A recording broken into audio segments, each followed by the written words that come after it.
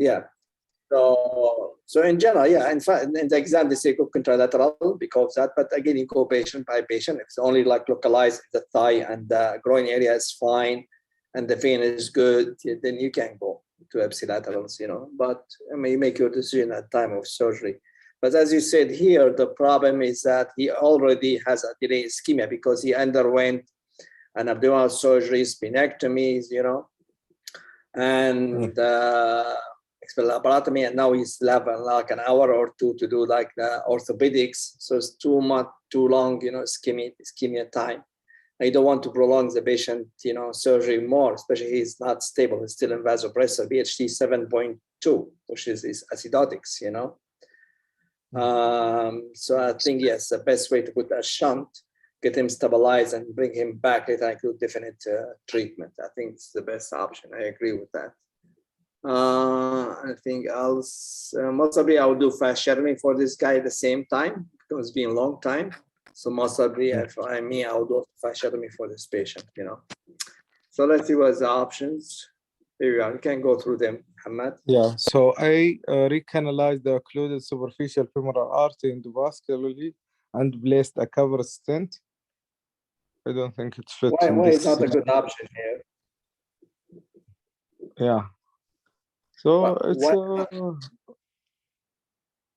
because you have part of the arteries missed. It's missing, it's not like we have missing is a trauma.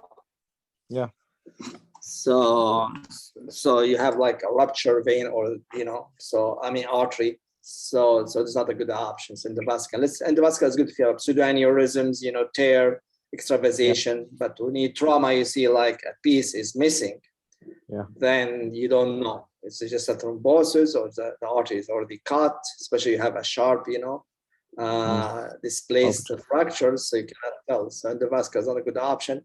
And the second thing is that most of you need to put a stent, and it's not good to put a stent when they have an infection. So there's two reasons why we don't do that here. Okay, Next one.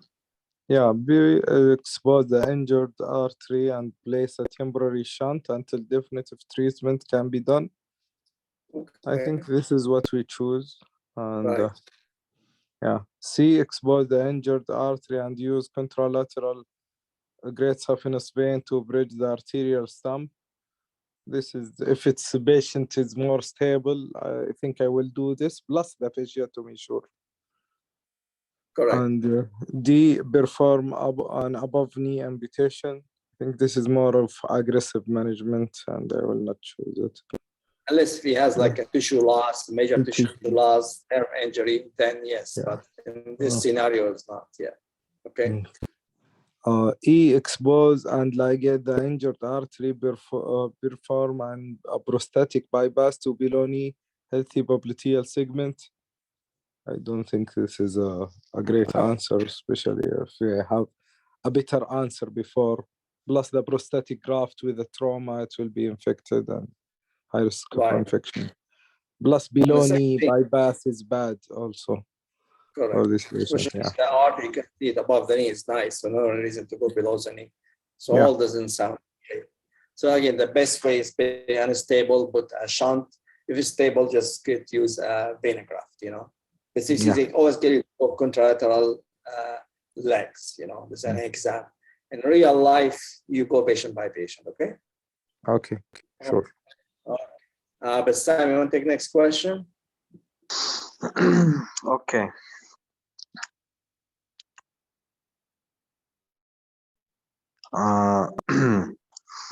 In a patient presenting with chronic limb-threatening ischemia, a risk factor for primary amputation?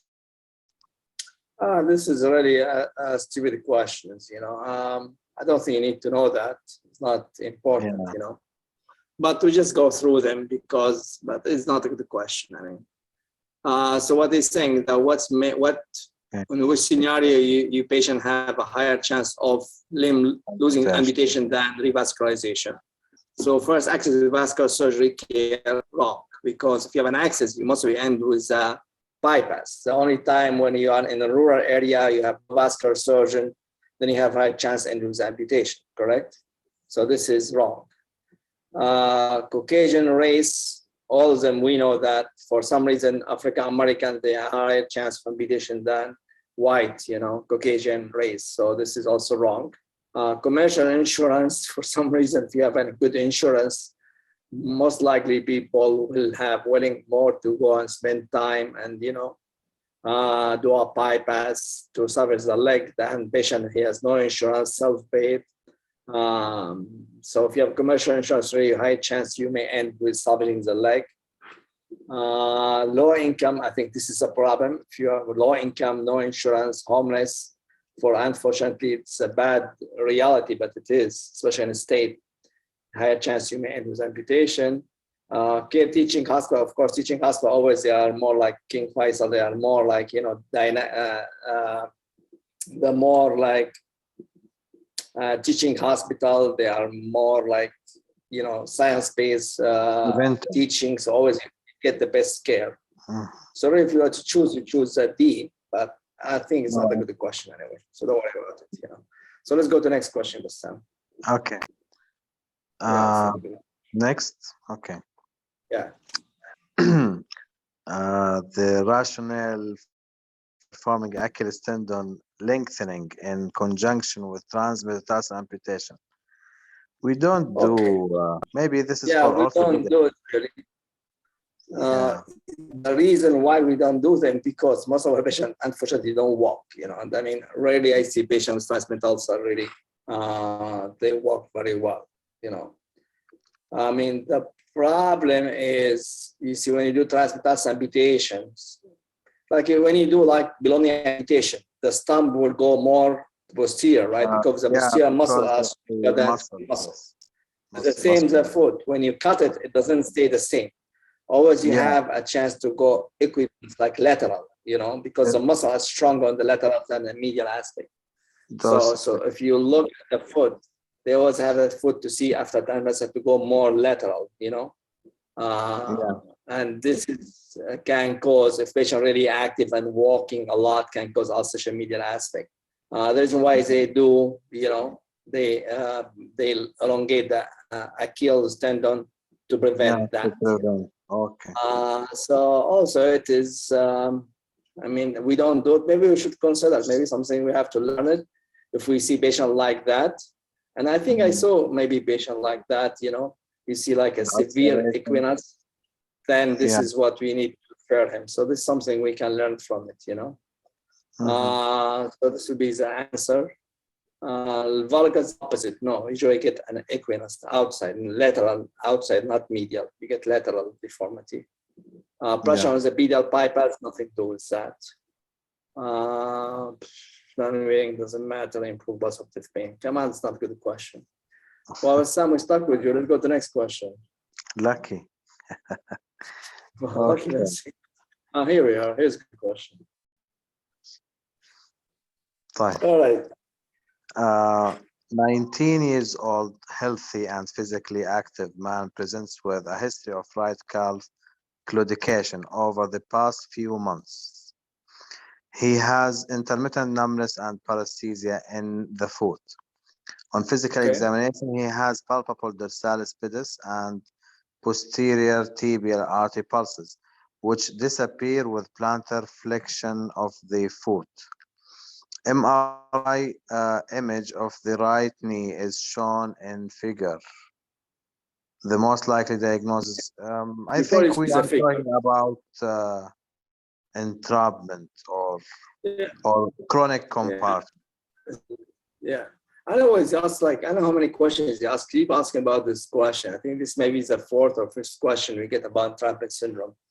And the moment you see young people, healthy, active, and intermittent claudication, this is the first thing you need to think about it, to make it very, very easy, And he's MRI. You need a good, really, somebody with MRI. That will be like. So your diagnosis will be entrapment syndrome, medial correct? gastrocnemius head, yes. Yeah.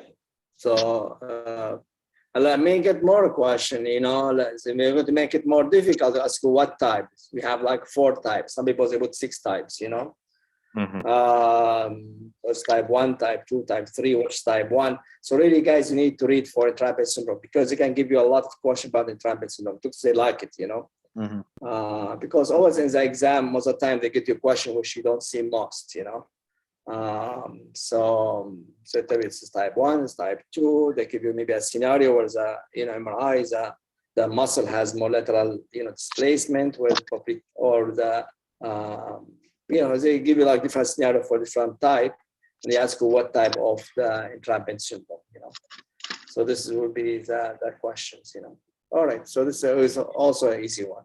All right, that's enough for you, Sam. You get all the easy one. Let's go to Ahmed. Okay. A 50-year-old woman presents with a few weeks history of a dry gangrenous second toe. Okay. She has long-standing history of diabetes and is on hemodialysis. Her ankle pressure is falsely elevated due to calcification and toe pressure less than 30. Okay. An angiogram of the left leg is shown as in the pictures. The most appropriate management is?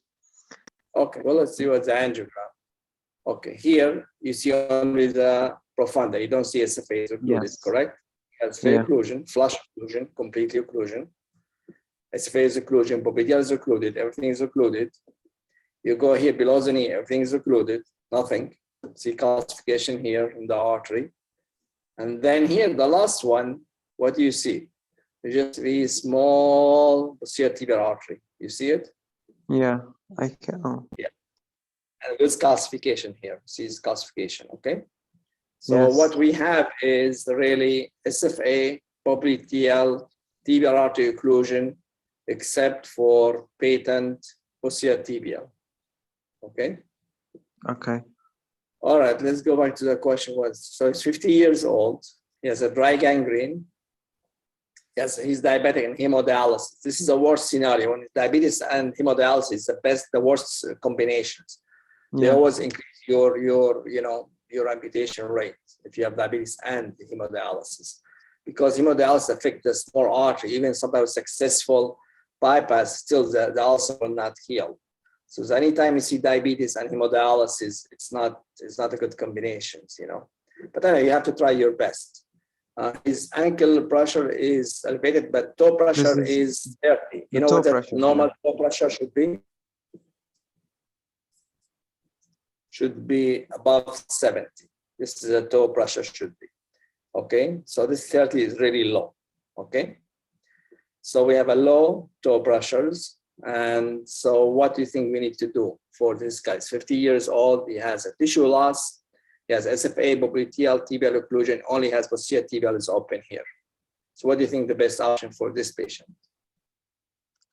Okay, the choices. Vascular or surgery? You see, within the vascular, it's too long, I will not even try that because flush occlusion, popliteal.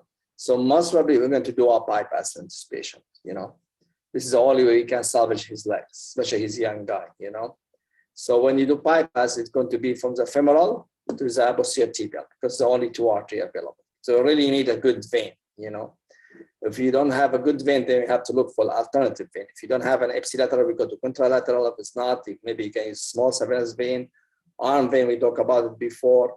Or in bad situation, you still can use prosthetics, for limb salvage. So this is what I will do with this patient. So this one, I will not even try in the vascular because it's too long, If it's like a occlude from popliteal down, I understand this phase open, but like this one, flush occlusion, very long occlusion, I will just go directly to femdistal bypass. So let's see what option. These are one by one. Toe amputation. What about toe amputation alone? Is it enough? You think the wound will heal? Never. Because pressure is only 30, so it will never heal. So this is wrong. Okay. Percutaneous balloon angioplasty intervention? No. Long segment occlusion. Very long. Yeah. So I'll not even try that. Okay. Femoral posterior tibial bypass, single segment, great saphenous vein before toe amputation. Yeah. Looks very reasonable. Okay. Then above knee amputation, this is too much. And It's not really artery- too much. He may end with that, but at least we He give might, him a yeah. chance. I can tell you with these pictures, you know, still they may end with above the amputation, but at least we give him a chance. Will not be we never do a primary amputation. We do first bypass. If it's failed, then you can think about it, but it's not a first option, of course. Okay. Arterectomy with distal filter to protect runoff vessels. There is only one branch. They don't want none of them. They showed any study showed atherectomy is better than balloonoplasty. Anyways, in the vascular here is out of questions. You know. Let me, Doctor. I think I saw Ali was asked. Ali is still here. Or he left. Dr. Ali, are you still there? No, I think he may have already left. All right. So again, this is guys, but let's go back to a couple of questions here. You see the classification. This is for second year. Muhammad or Bassam. This classification here. If artery is calcified, can you still do bypass? Yes. How is artery is very calcified? How you do it? You still can do it? Yeah, You might you need to mean- do undertrectomy. No. You mean regarding Because I want to say that to me, this is the whole artery. Artery is 2 millimeters. And then it's not an intima. This is a wall. So the calcification in the wall. So yes, you can still do it. You know. So if you have a calcified artery, you can still do it. And the study showed the patency is really the same if artery calcified or not. So will not decrease your patency. The only problem is a couple of technical things you have to learn about it. First, you cannot clamp these arteries because it's very calcified. If you clamp them, you crush them, you know. So you know what we use for this one? Use Fogarty catheter. Yes, but it's difficult. But some no, artery is too small and going to be in your way. I don't think it's the best option. A vessel loop will not get it, will not, because calcified artery will not able to get, and you're doing a small anastomosis, so any small oozing would be really very difficult. Yeah, you just do it quickly. I get side to suction for you. Yeah, I can. Yeah. No, it's two-way. First, there's like a block intravascular. We used to use in Faisal. You put it there, it's like kind of a glue. It disappears by itself in about like 30 minutes, you know. We used to have it, but I don't think we still have it anymore. But you can put like a glue, so you can close the artery from inside, and it will dissolve after 30 minutes. The other thing which I usually use, I go to the cardiac, because this I learned this technique from the cardiac surgeons. I don't know if Muhammad was out here, the cardiac fellow.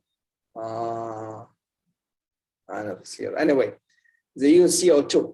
Like, see, when they do coronary, they don't want to clamp the coronary artery. So they get the CO2 blower. They get the CO2 and they have like a suction and they blow CO2. So when you blow CO2, it pushes the blood out. So you can see until you put your anastomosis. I think this is the best way and it's available. So you just go to the cardiac people, tell them I need a CO2 blower. And when you do that, get your assistant to blow up the area where you're doing your anastomosis. This will push the blood away and you can do anastomosis. I think this is the best way because you don't want to clamp. Because the moment you clamp and crush it, especially distal, then you injure your artery. Then your anastomosis will go, you know, to drain. Second thing is that when you sutures, you have to really push hard, you know, because you are suturing against the calcifications, you know. So you just have to hold the needle from the middle and really push hard, slowly until you get through the artery. So you can still do it, you know, you just need some, you know, technical issues. So again, use CO2 blower and you be hard when you do calcification. Sometimes if your needle cannot go, you can use a hemostat and you can crush the calcification. Just crush it, not remove it. So when you crush it, will be some crack between calcification. Then you can put your needle through it and you can finish your anastomosis, okay? When you do distal anastomosis, some people, they do like this kind of one, they do a distal AV fistula. Because you see, the runoff is very poor here. It's only single vessel runoff, it's very poor. So if you don't have a good runoff, the femdistal, it may occlude it. So some people, they still do that. So after you finish, you suture the bypass to the popliteal, to the tibial vein. So you create an AV fistula.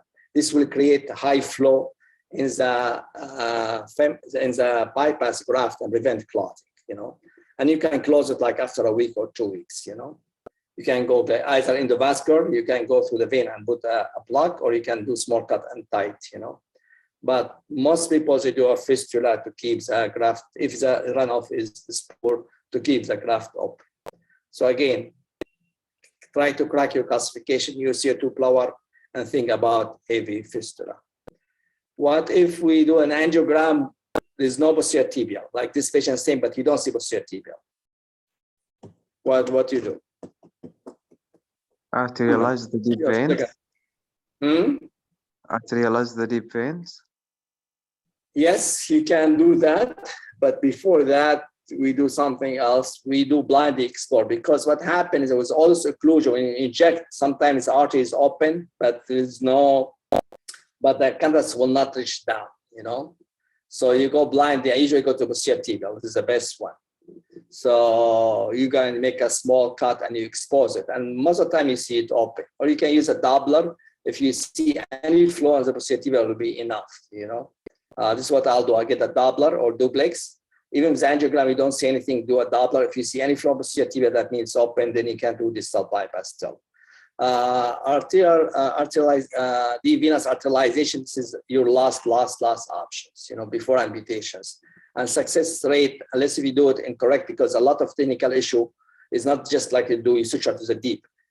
Because you just suture it to the deep systems, you see a lot of valve in the foot.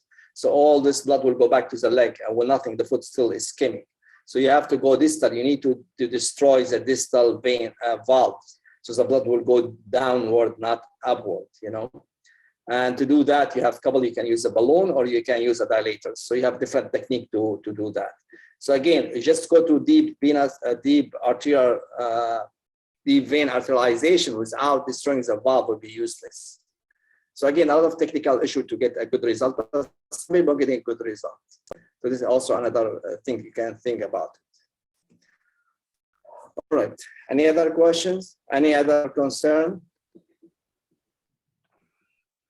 All right, so we can move to the next question. So Muhammad, let's see Zahra. Zahra, you want to take this question? Let me see which one question now. Let me see which one, this one. We finish this one, yeah, yeah. All right, let's get 47. See what is that.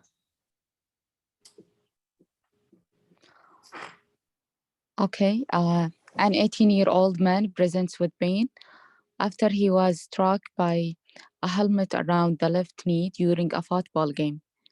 On examination, the knee is swollen and tender. He is able to move his toes, but has decreased sensation to the foot and ankle. Doppler revealed a reduced posterior tibialis pulse and the absence of dorsalis pedis pulse. The most appropriate next step. Okay, before we go that, so the 18-year-old guy is athletics. Yeah, had a trauma. Has a trauma to the knee, decreased sensation. So most of it has injury to popliteal artery, right? Yes. So reveal a reduced posterior tibial is absent of its artery. Yeah. So most of it has an injury because he has a knee injury. So popliteal artery must have been injured, right? Yeah, and yes. So how we can make a diagnosis? I'll tell you how we make a diagnosis for popliteal injury here. Let's see what options they have, you know. CTA. Best CT angiogram, correct. Why is a CT not ultrasound? Let's go one by one. CTA, yeah, okay. Ultrasound, it's operator dependent, and it may show us thrombosis or injury, and that's it. CTA, it will show if he has dissection, if he has thrombosis or transection. Okay. Okay. I agree with that, yes, because CT angiogram you can see more because you need to be fixed. You see, this is not only diagnostic. You think about fixing him. You see, it's different. If it's just like you are not sure, you won't just get, you know, what's going on. He has good pulses, but you want to like rule out intimal injury, maybe duplex ultrasound will be enough, you know. But this guy has decreased pulse, so I need to do a surgery on him or intervention, whatever. I have to do something. Then I need more information, not about the injury only. I need to know how's the inflow, outflow, the length of the injury, how about the injury, how is the vein. So you have to look at all the things. So CT angiogram, I think, is the best. What about digital angiogram?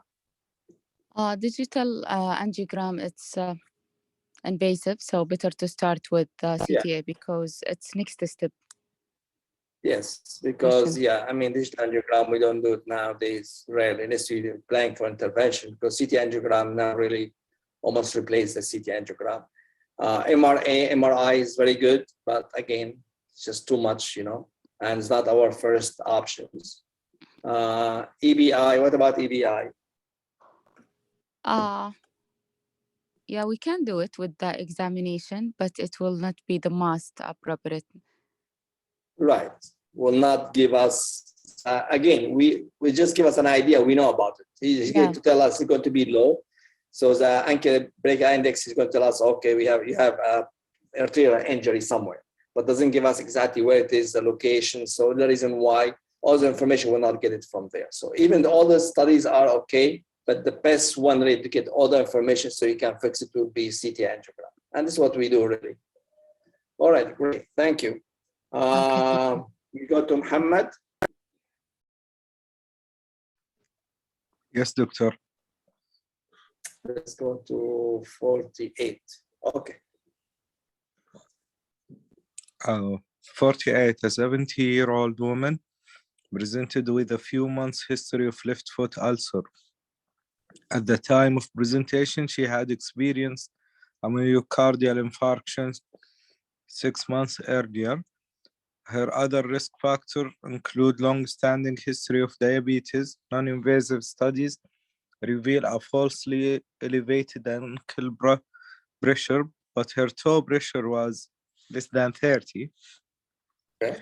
Her left foot angiogram showed severe stenosis at the tip of the tibio-peroneal trunk and long segment occlusion of the anterior tibial artery. Endovascular management for the tibial disease in patients with critical limb ischemia is.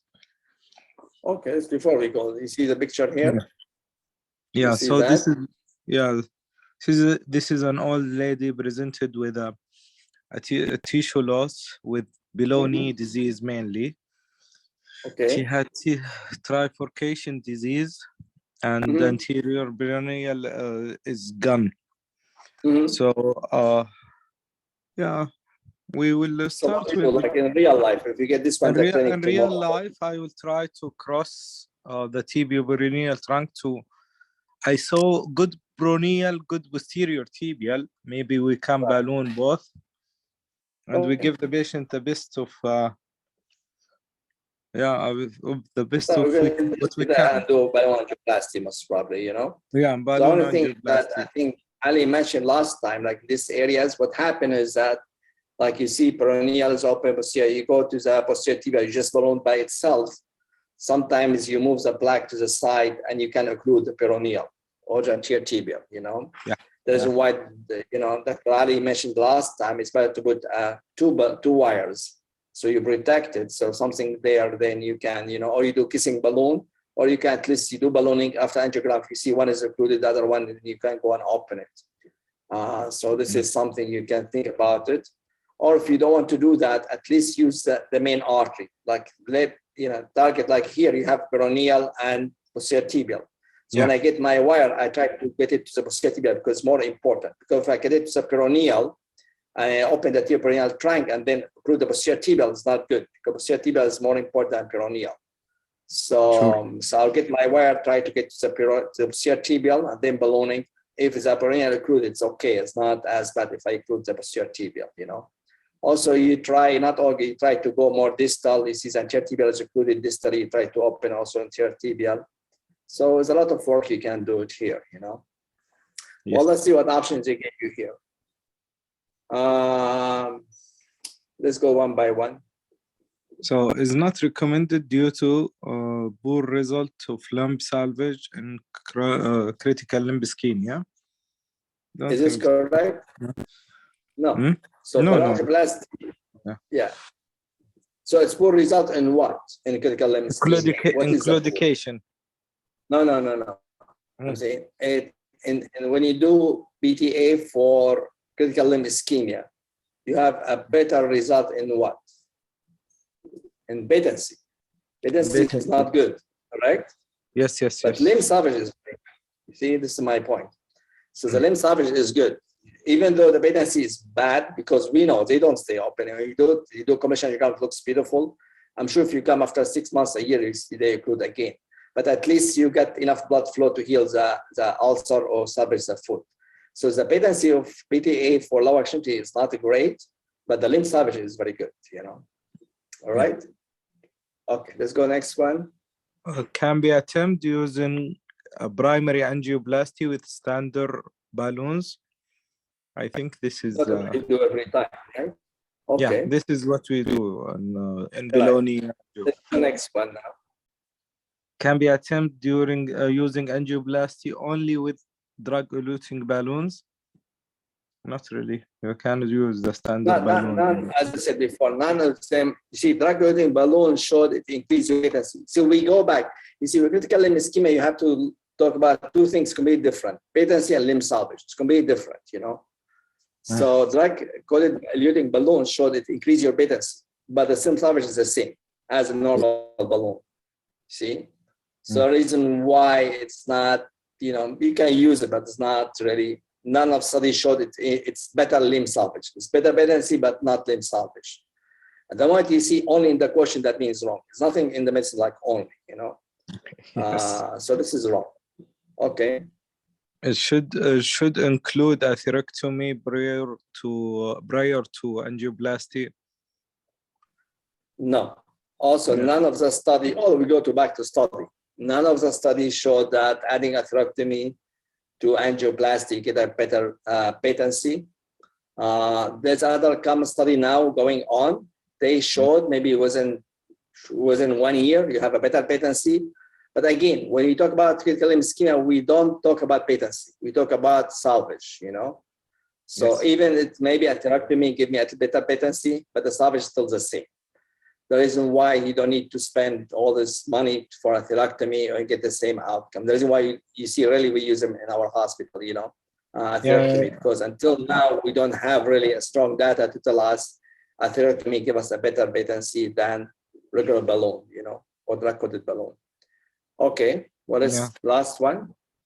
Can be attempted only if small cardiac stents are available. No, we don't stent those kind of. Yeah. We don't stand below the knee unless if you have dissections, and most of the time if you have a dissection will be long, so you need a long stent. Small cardiac stent. One time I used really small cardiac stent because it was like this lesion, because you see small lesion here. And after I finished, I have a good run off only dissection limit flow. So I use one of the drug-eluting drug-coated stent from the coronary. That works fine. But this is wrong, rarely. But yes, you can use it if you have a localized small dissections, But again, only this is also wrong. The moment you see only the question, this is wrong. Okay. Yes. Ali, do you have anything to add, Ali?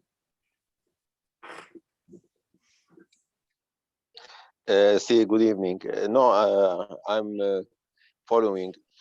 I use some stents, some cardiac stents, sometimes drug-eluted with the sirolimus cardiac stent, because I think they are better than paclitaxel in these cases.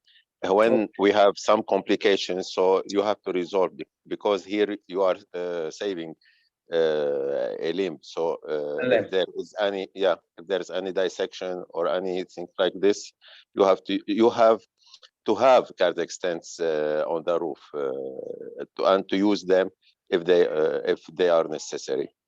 I agree with you, but sometimes I use them. Yeah. Last two questions. You are not here, Ali. I think this, when you have a calcification, distal artery, want to distal bypass, is any new trick you can teach the fellow? If you have a calcified I followed, but I have some problems with the connections.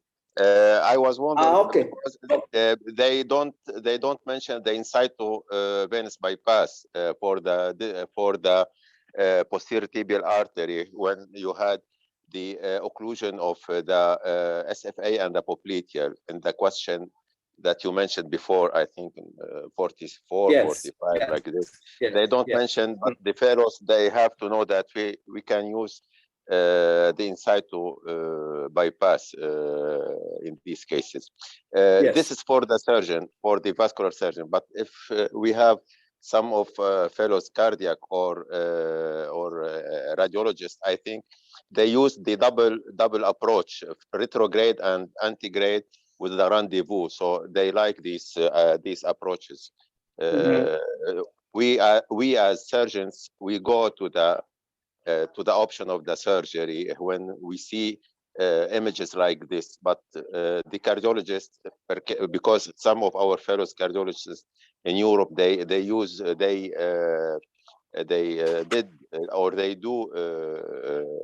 this distal interventional radiology, or some radiologists. They usually use the double approach, retrograde and antegrade with the rendezvous at the popliteal or above the popliteal, using the outback to re-enter to the lumen, or the double balloon to rupture the plaque, and then they pass the wire from one side to the another, and they put stents or balloon all the axis. So there are many options, but for a surgeon, I think when we see images like that, we go directly to surgery. We don't think much about intervention in these cases, because we see the artery, because we know how it is, the plaque.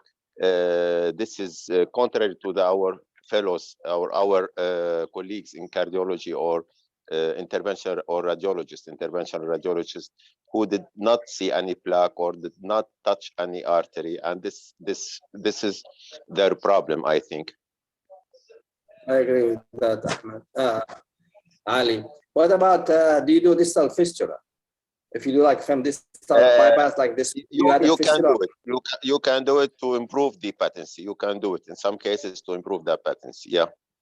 Okay. And then you can ligate it in some way, or by direct approach, or you put a suture and you tie it, and you take it out of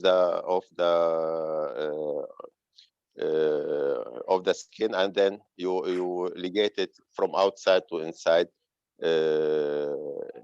if you don't want to reopen yeah. That's what about this one, Ali? This one, the last one, you see the perennial trunk, the one you see it now. You put a double wire, or you just go with one wire? The double wire technique, and you can go to the anterior tibial artery, and you can try to open it. There are some catheters like Trailblazers of the EV3. You can use this. These are CTO catheters that you can use to reopen the axis. They help you to go antegrade slowly with a wire, 0.14 wire, and they can how I can say, they are like a drop of water in the rock. They open slowly these arteries. It's known as Trailblazer. It's a catheter. Yeah. It's a thin catheter, Trailblazer. I suggest to the fellows to use it when they are in these cases. Yeah, I agree with that. I mean, I used it before. It's very nice catheter. I agree with that. Yeah. When you put a double wires, you just put double wire, or you do kissing balloon, or just put double wire and balloon?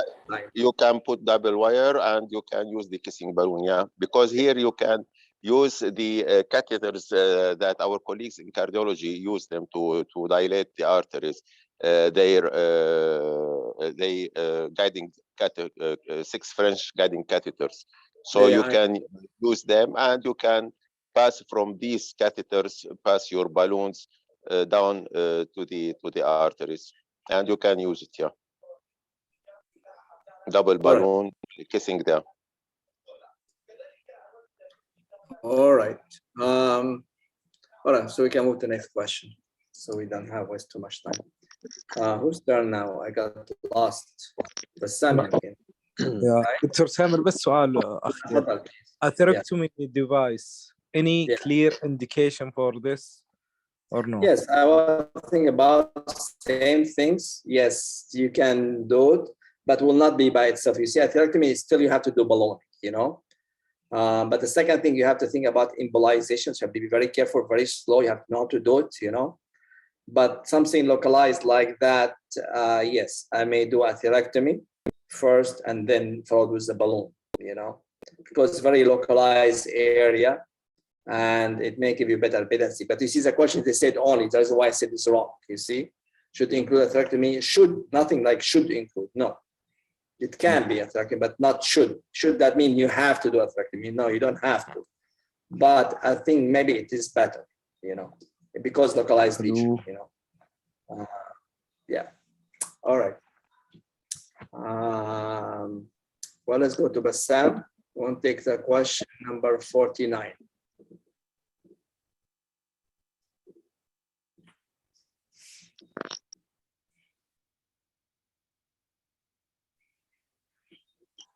You are there, Bassam? Yeah, I am here. 64 years old woman presents to the emergency room with a 2-week history of pain and progressive discoloration of right toes. Okay. Like in the figure. Okay. On examination, the emergency room physician is able to palpate a dorsalis with his pulse.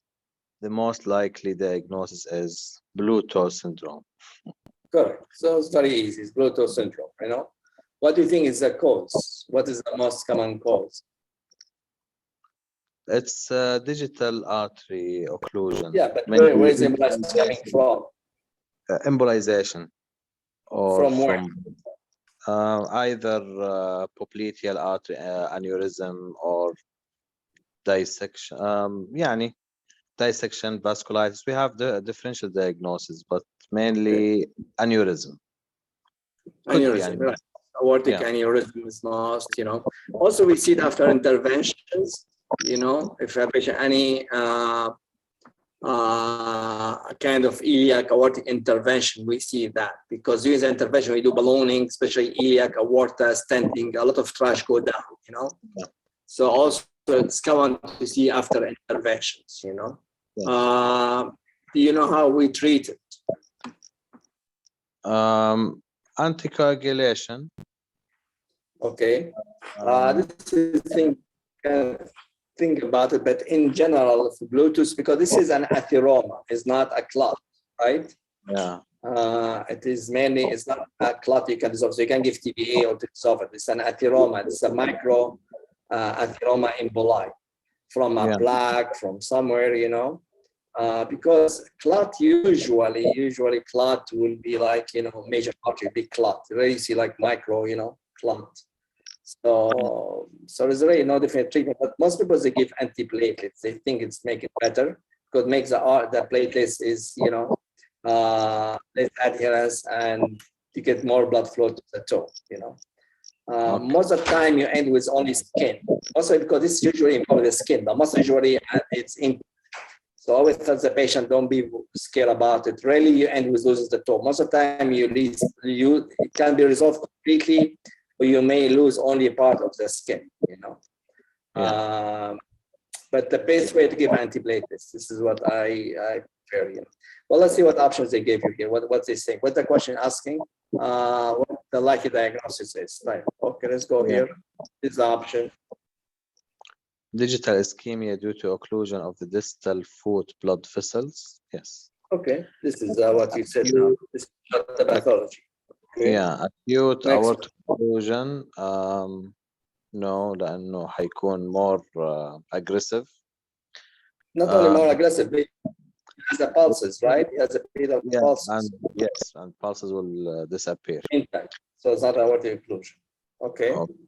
chronic femoral popliteal occlusive disease also will be the pulse will be absent. Right. Even though you can see, you can have an atheroma. I mean, you can still have. This is really is not good answers because C, yes, you can have because something can embolization from plaque in the SFA or popliteal. So the artery is open, but it's just like a shaggy artery. It is open, so you can get embolizations. But he said occlusive disease. Maybe he meant occlusion. If it's occlusion, no, because you have distal pulses. Only disease from they can give you that, you know. Okay. Okay. Superficial femoral artery thrombosis. Yeah, if it is complete thrombosis, also the pulse will disappear. Bilateral iliac artery stenosis. Stenosis, yeah, if it is like shaggy, as I said. But stenosis, yeah, you will have. It's not a good question, but in general, it's, you know, but the question comes from the aorta usually, you know, or after intervention, or plaque in the shaggy aorta or iliacs, you know. I think this is what I see most of the time. Again, the way I do, I just give and wait. It's very painful. It takes some time. But sometimes it helps. Oxygens, HBO. Well, let's treat it.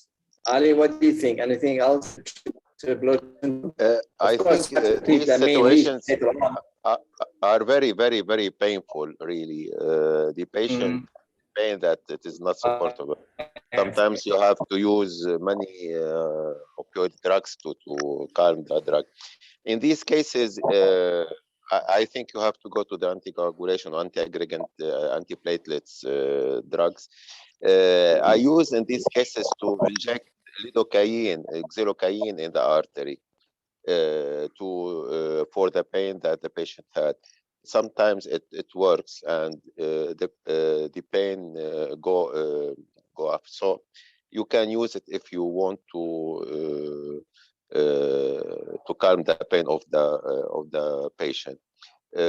Some colleagues use the lumbar sympathectomy if you want also, or you can put epidural catheter to calm the pain for 3, 4, 5 days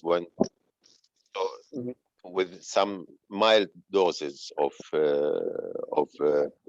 analgesic using the peridural. You meant around the toe? Give it? What? You said you give lidocaine where? Around the toe? No, in the artery. I injected in the artery. Inside the artery? Yeah, in the artery. From the femoral artery downstream. So 1 centimeter, 1 cc of lidocaine with 9 centimeter cc of physiologic of serum, of any serum you want, and you inject it in the femoral artery. Other cases, no problem. I had no problem. Okay. And I used this technique when I had to do some PTA in patients who are many pain on the table, when you have to manage them on the table and they had pain. You can use this technique or this method. You can inject xylocaine in the artery. You can calm your patient and you go with your procedure more comfortably. For this case, for this Bluetooth syndrome, you can use the peridural analgesia if you want, with mild doses of analgesic for 4, 5, 6, 1 week, as you. It depends on the patient. You can, because the pain is the more difficult element. More difficult element for these patients, and these patients may go out for 10 or 15 days with this pain. So you have to find some way to calm their pain. Yeah, I agree with that. Yeah, I mean, pain is the main presentation for these people. Yeah. It's very painful, you said, yeah. But lidocaine through the artery, you don't get any arrhythmia, any problem from the heart with No, this no, I don't, lidocaine? nothing, no. Oh, okay. That's the first time. All right. As I said, I use it sometimes when I do some procedures, PTA procedures, in some Yeah. patients who had pain. I inject xylocaine in the artery, diluted, and I can calm the patient and I can work more comfortably with this, with my procedure. Yeah. All right. Well, let's go to the, what question now? 49. Wow. So we go to 50. Okay. 50, who is that? Ahmed? Want to take this question, Ahmed? Here we are.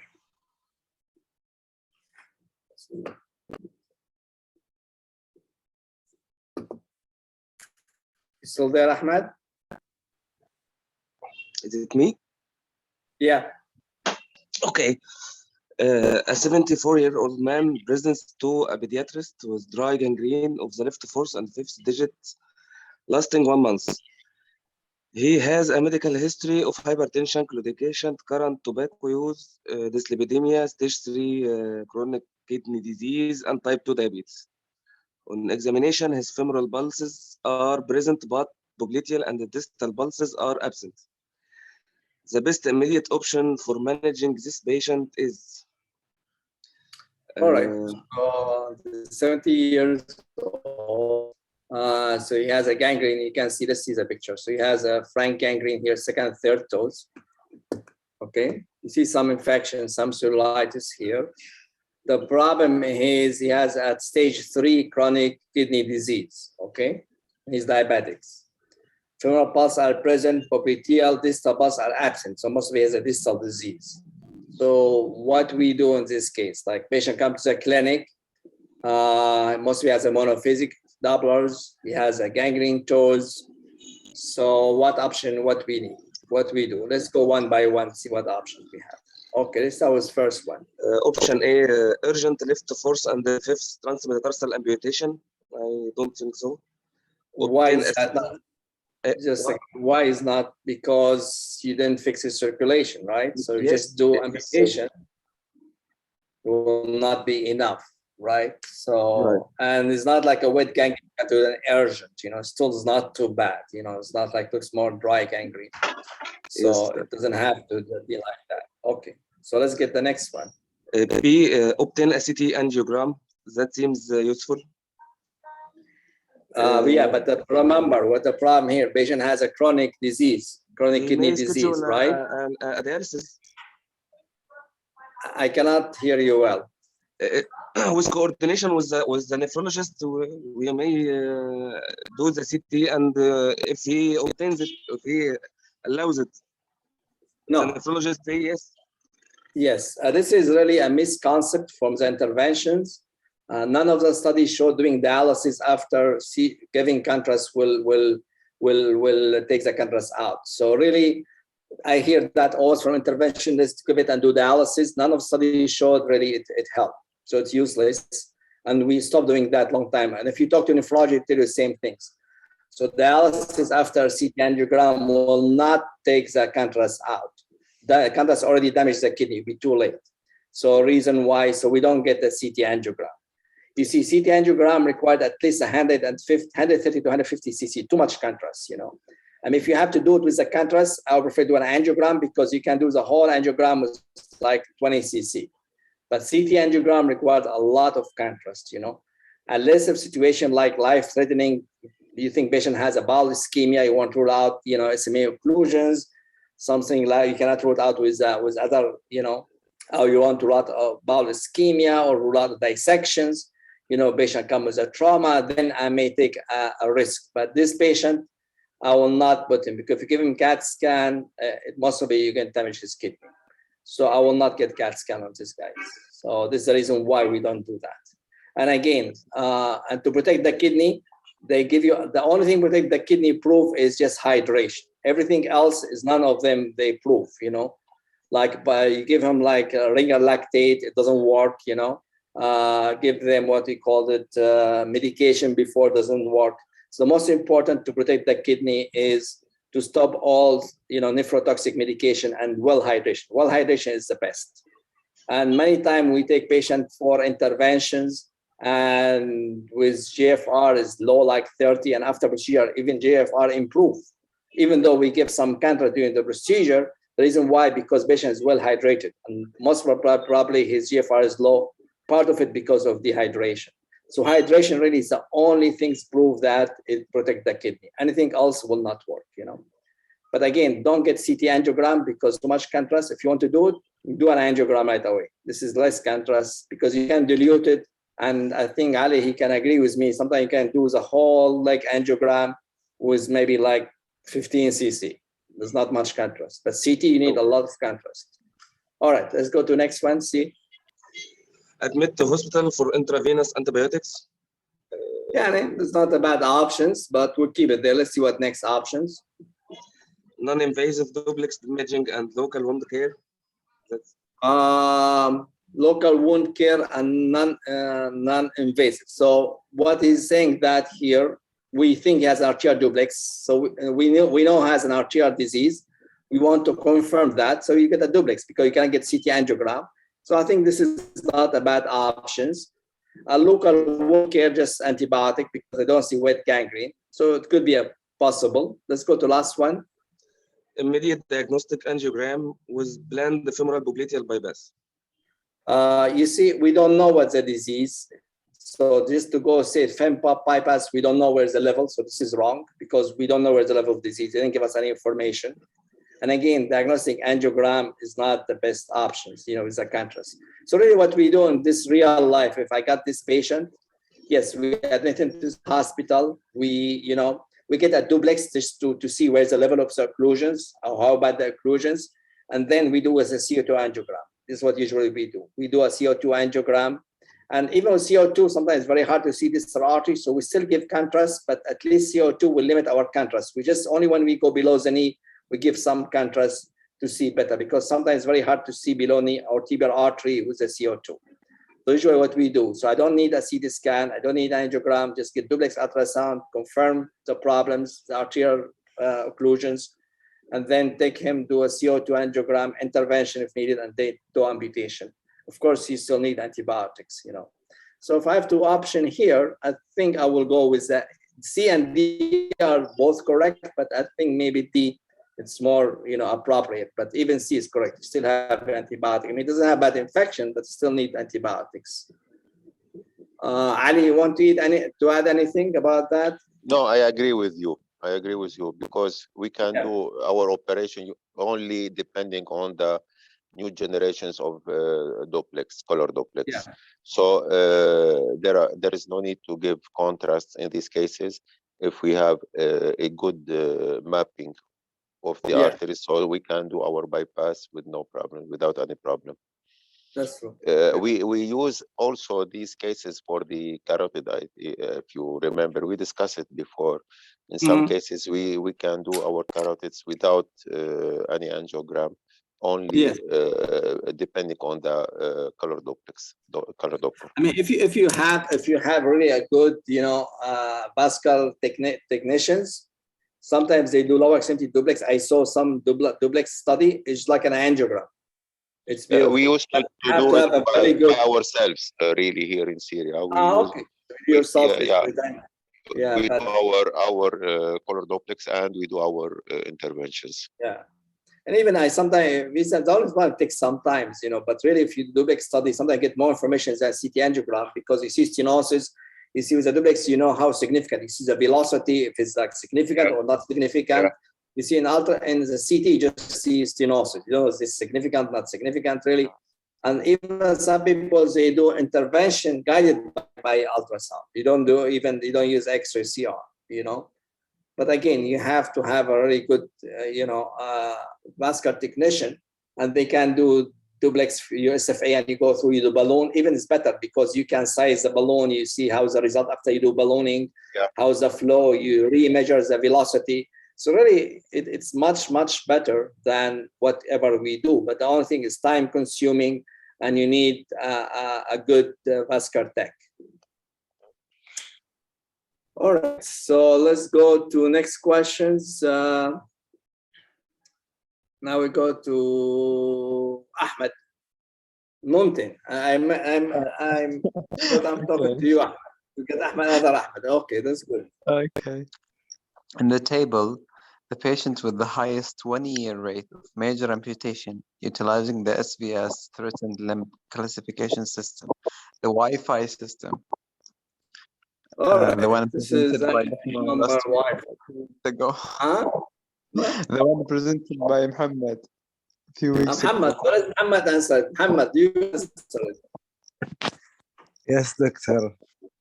So what is the 1, 2, and 3 for the wound? Remember? Yeah.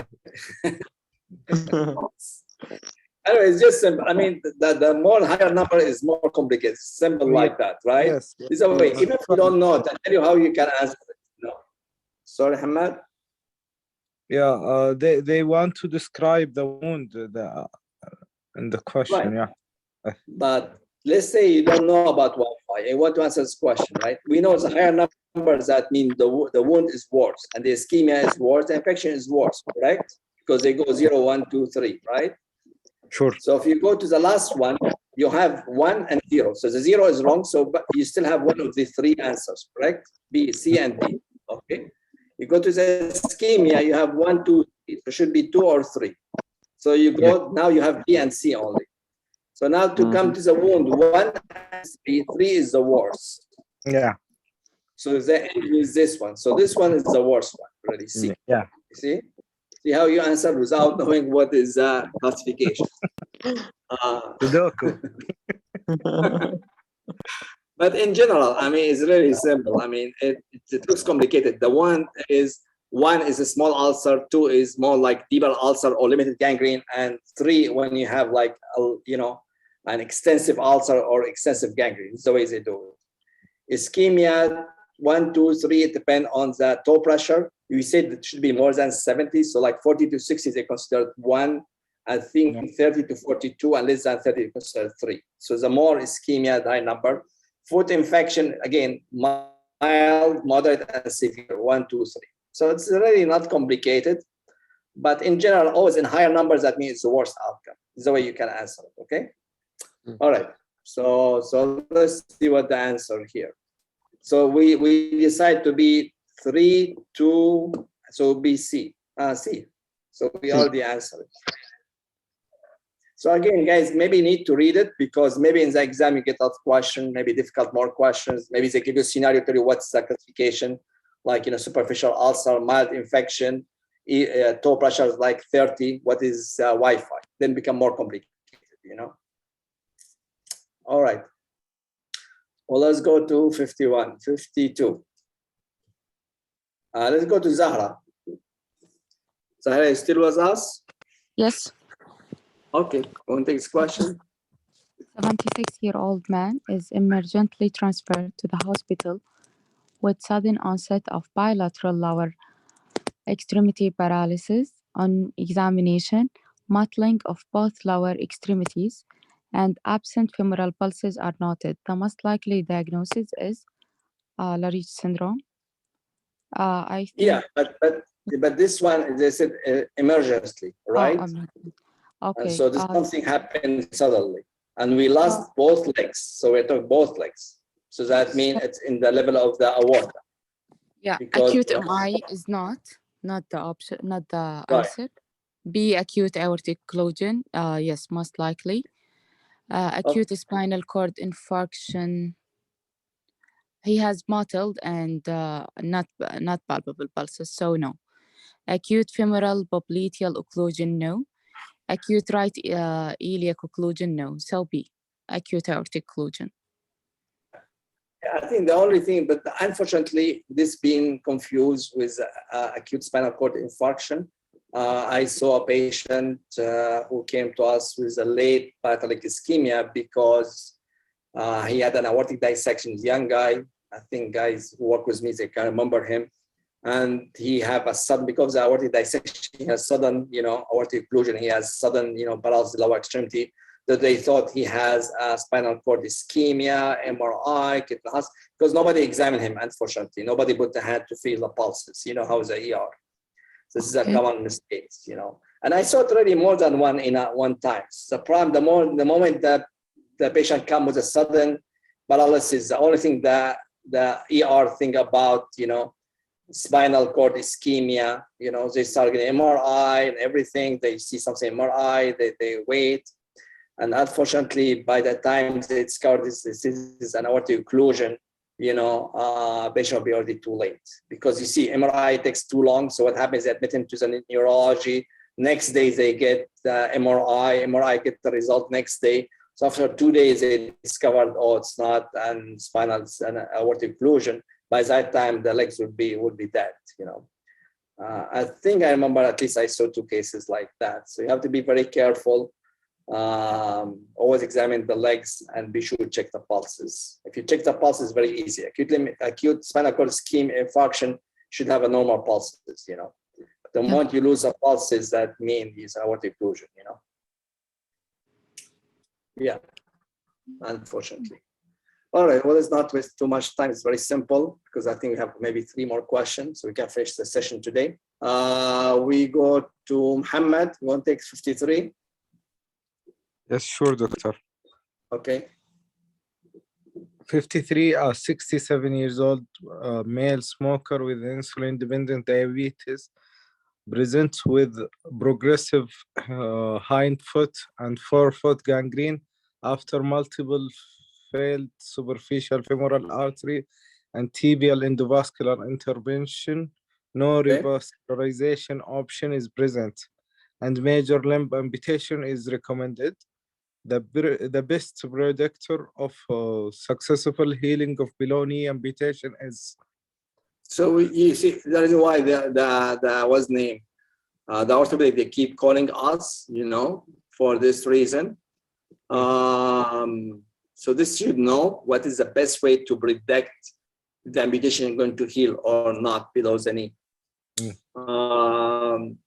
Really, the only one you see, when think about it retrospective, what makes a below knee wound dehiscence or doesn't heal? What the main issue problem usually? Usually skin, yeah. Skin to skin. You see, remember, skin. Because the skin get necrotic, and that's muscles, they never get necrotic. Muscles is usually very, very, you know, well supplied. I mean, rarely you see. So most of your failure because of the skin. The reason why I always tell you guys, when you do below knee amputation, you have to be very careful how you handle the skin. Because the moment you get the skin ulceration, necrosis, then your amputation, even the muscle down looks beautiful, it will not work. Because what happens, if you're going to use prosthesis, you cannot depend on second healing. You cannot like leave the wound open, wait for a granulation, and put a skin graft, because it'll be very fragile, the skin. Even you cannot put a prosthesis. So you have to have a good skin healing to get really good stump for. So the skin is the most important part of amputations, you know. So it's very important when you do amputation, don't use too much movie, close the skin, handle the skin very nice, you know, be sure there's no tension in the skin, because the moment the skin failed, the amputation, the whole amputation failed. So the only way to know how the blood flow to the skin is by TCBO2, because all other things, they tell you how much flow to the muscle, none of them tell you how much flow to the skin. Because you can have a good flow to the muscle, but he has a small vessel disease. So then the blood, yes, will get to the muscle, but doesn't get to the skin. So you can still get a skin necrosis. So usually what we do, we measure the skin, you know, oxygenation, which is called TCBO2. And it has to be more than 40, as mentioned in the questions, you know. The only problem with the TCBO2, it has to be done. It's very difficult, very sensitive to the temperature of the room. So it has to be, you know, calibrated. You have to do like a referral point. You have to do 3 points, you know. It's very sensitive, but also there's a lot of false positive, false negative. It has to be done right to get really the right measurement. But in general, this is the reason why you see when we look at the patient, we look at the skin. If the skin is warm and had good hair, then we say, okay, this will work, you know. If the skin looks cold and he had a hair loss, then we knew that this will not heal. So again, the most important is skin. All right. So I think this gives us desire. Let's go one by one, Hamad. Yeah. A, patent common femoral artery and profunda femoris artery. Allah, doctor. Usually is not enough. Yeah. B, transcutaneous oxygen measurement of 40 milli equivalent of at the distal calf.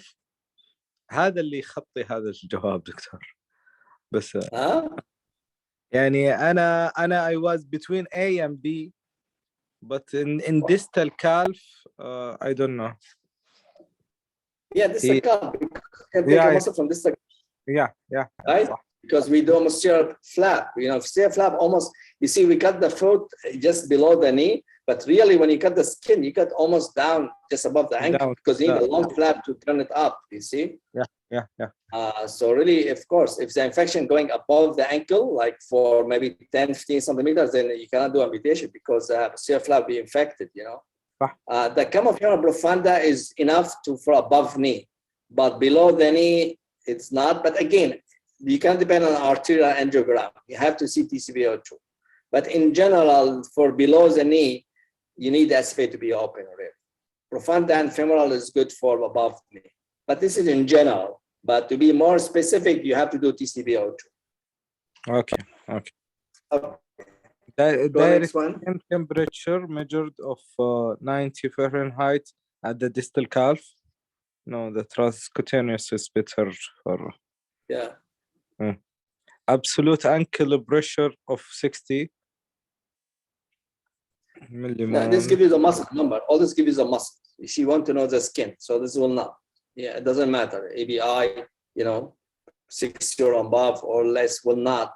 Because again, you can have good flow to the muscle and you have the skin. It's completely different situations, The reason why sometimes we do bypass successful intervention and still also doesn't heal because you have a small vessel disease. The reason why I said before, if you have diabetes and hemodialysis, patient hemodialysis, the renal failure, this is a very bad combination because patient on dialysis, usually they develop a small vessel disease. So even if you do successful bypass intervention, they still end with the ulcer doesn't heal because you have a small vessel disease. So you have to look at that. Okay. And the last one. Can fluorescence using intravenous injection of the fluorescence dye? Fluorescein dye. I don't know. I never saw it really. They mention it a lot, doctor, in bowel ischemia. If you are in doubt. Yeah, bowel ischemia, yes. Bowel ischemia, I use it. Yes, we use fluorescein. Yes, but not in the legs. I never saw it in the legs really. They have this what we call it. You see, we have that what called we use in our hospital. It show you the blood flow to the skin. It depends on the floor, but not fluorescein. Yeah, we give fluorescein. Yes, this is the one. Yeah. It gives you like a red and yellow and the blue colors, I remember what's the name. So we do it before and after. It shows you how much flow. So you give fluorescein, you give it through the vein, and then you wait, and then you do it before, you give it, then you give it, and you do intervention, you inject it after, then you do it after injection, you do the camera. What is the name of this one? And then show you what blood flow improve or not, The wood lamp. But usually they for the wood lamp. Like a camera. No. Wood lamp is the hand you hold. It's like a camera. It has. We have it in our house already. Once time I saw it, and we use it maybe 2 or 3 times. Some people now they use it for studies. To see how the success of your intervention, because what help. But this is give you flow to the muscle mainly. Is not it is an area, but it's not for level of the amputation. It's different. Again, like you have an ischemic ulcers, you do the fluorescein test before. You see the around area will be black, and after you do intervention, you do it again. If it's turned to red, that means you increase blood flow because sometimes like an angiogram, you don't see direct blood flow, but you see collaterals. So when you do your proximal intervention, you increase blood through the collaterals. So to see how much improves the wound, then you have to do the fluoroscopy study, And So just remind me, we can use it. I think I saw it here. For some reason, the company brought to our hospital. We used it a couple of times and they forgot to take it, you know. And I still see it a couple of times and we use it. I don't know if Bassam remember it, but we use it a couple of patients. It's very nice, really.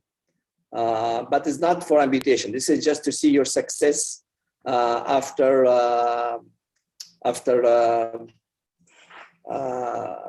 endovascular intervention. And also the general surgeons, they use it for bowel ischemia. Instead of wood lamp, they use this one, you know.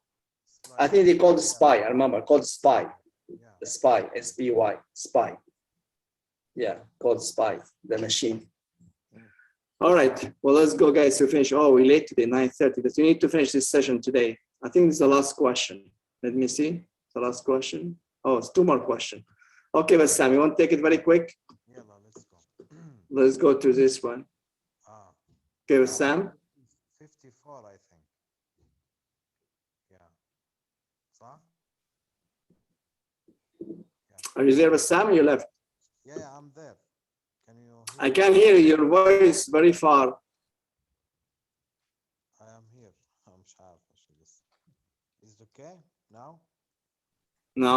Ahmed, you can take it, Ahmed.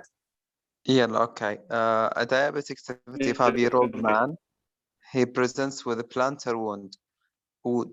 Yeah. Okay. He has relatively healthy and patent femoral and popliteal arteries. ABI is low 0.35. The tibial angiogram is shown. The procedure that would have the highest chance of expedite and longer term wound healing would be. Okay. Let's see what he has. He has a popliteal occlusion and stenosis here. It's popliteal here. As far did not show you proximal, that means you have to presume everything is open proximal. Okay. He has a peroneal here. Peroneal give you the posterior tibial here. Distal have posterior tibial. You know, and you have a large wound. You know. Yeah. What they ask you, what is the highest chance of expectation of expected and long-term wound healing? Okay, they didn't tell you what your next step, what your best, you know, what is the best one give you the best chance of healing. So in general, they want to tell you is the bypass or endovascular. What do you think? Bypass below the knee is not that good. Yeah. Not that good or is good? It's better than endovascular or endovascular is better? Endovascular and below knee. Endovascular below the knee, yes, we do it. But look at that. It's so big. Does they ask you, not they ask you what the best, what the next procedure, what to give you the highest chance of long-term wound healing. Because the bypass, nobody, not everyone agreed that, you know, that the long-term wound healing and less of recurrence, long patency, of course, bypass. Nothing like a bypass, you know. Yes, you can try endovascular first. It may work at the wound healing, but this large wound, if you want to get the patient, the best option would be bypass. What your next option, you may do endovascular first, try to recanalize it. But if you want to give the best options, then bypass. Okay? And the bypass will be from popliteal to posterior tibial, like here. See posterior tibial, get peroneal, posterior, popliteal, posterior tibial, okay? So you have to look at the question carefully, see what they're asking you here. So what the highest chance of expecting long-term wound healing? Of course, nobody can argue about bypass, you know. So they give you all this option, tibial, antegrade, retrograde, femoral posterior bypass, saphenous vein, popliteal posterior bypass, saphenous vein. Femoral, you don't have to go to femoral because popliteal is face open. So it should be popliteal to posterior tibial. Prosthetic graft, we don't, prosthetic graft only if we don't have a vein or, you know, we don't have like small saphenous vein. I mean, prosthetic graft should be the last option. So I think the best option for this one, just do a bypass on him, okay? Okay. But if they ask you what will be next step, you know, you can say, okay, the intervention. But if they put this question, then this should be, okay? Oh. All right. But Sam, you still far or are you answering now? Let's get the last question. Can you hear me now? Hello? It's very slow now, computer. And the computer got tired. Here we are. Oops. I don't know what happened here. Sorry, guys. Where we are? No. I wish.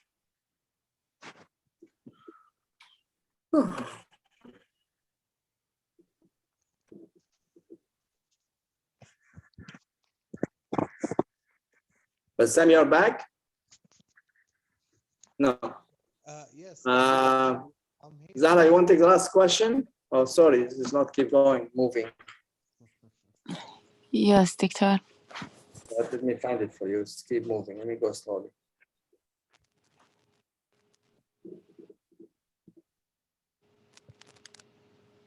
Okay, the last questions.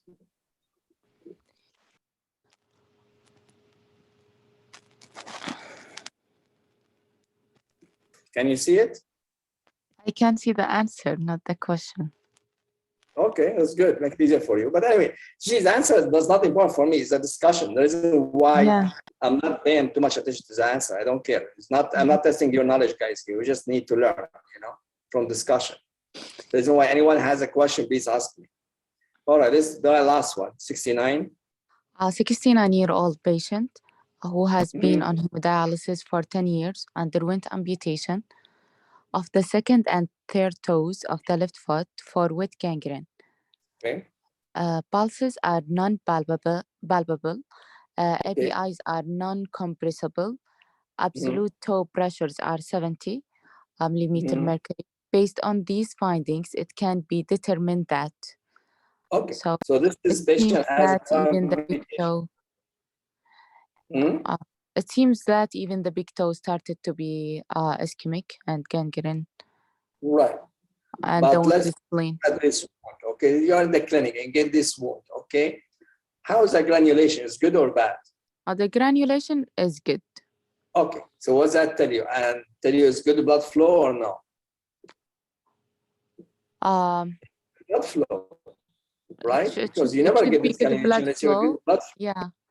And 70 toe pressure is good as well. Yeah. So really, this patient even has no pulses, but yeah, you can get blood flow because I see good granulation tissue. The ischemia on the toe, don't worry about it. This is from dryness, and because the bone and tendon here. So this is the expected, So this one, I don't need to get more. Why need to get anything? It's beautiful blood flow.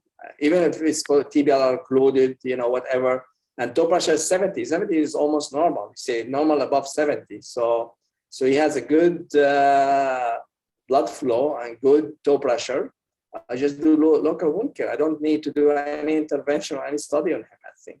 You agree with that? Okay, yes. Yeah, because let's see what options they gave you. Oh, it's not moving now. All right. See, you go right away. They keep giving you the answer. But anyway, it doesn't matter. Let's go one by one and see what they say. Okay. A, lower extremity arteriogram and possible angioplasty would be beneficial for this patient, as the wound is good granulation tissue. We said we don't need to do further. A CTA of lower extremity will help identify a tibial target for bypass. We didn't decide to do for him bypass or any procedure. C, local wound care and close observation offer a high probability of wound healing. Yes, we need to do wound care. Lower extremity bypass using native vein increases the chances for limb salvage. No, we didn't decide to do any revascularization. Primary below the knee amputation decreases mortality in this patient. No, the wound is clean, not infected. Yani too early to decide for amputation. Amputation is increase your mortality in general, because they're just talking in general. It's a general statement. Primary below knee amputation, if they said increase mortality in this patient, yes, the answer will be yes. Because this is, they're not saying they're going to do it, but this is a general statement. So primary below knee amputation usually increase mortality, because patient become less mobile, he can take a pneumonia, he get a sacral ulcer, get an infection. The moment you do amputation, we discussed that today in our morning, round, it increases your mortality. and increase the chance of contralateral also below knee amputations. So this will be the wrong answer. So just wound care because the wound looks good. So again, guys, when you get the question in the exam, just imagine you're in the clinic, what you do. Just be realistic. Don't worry about what the answer, what the best to be done. Just imagine you're in the clinic, what I'm going to do with this patient, and you'll be fine. I think we're done with this session. Anybody has a question? Because we're done with lower extremity for good. We're not going to go back to lower extremity. So lower extremity is not difficult really. It's not like much trial and studies. We don't have, you see, we don't have like carotid. It's more like really bread and butter, what we do every day. And I don't think anything really specific about it, you know. Any question from anyone? Dr. Samuel, بس the patient with the long segment occlusion from Yes. SFA to the trifurcation below. We said that the bypass would be from SFA to a posterior tibial, and then you suggested doing the fistula. So the target is a salvage to below knee, not to the foot.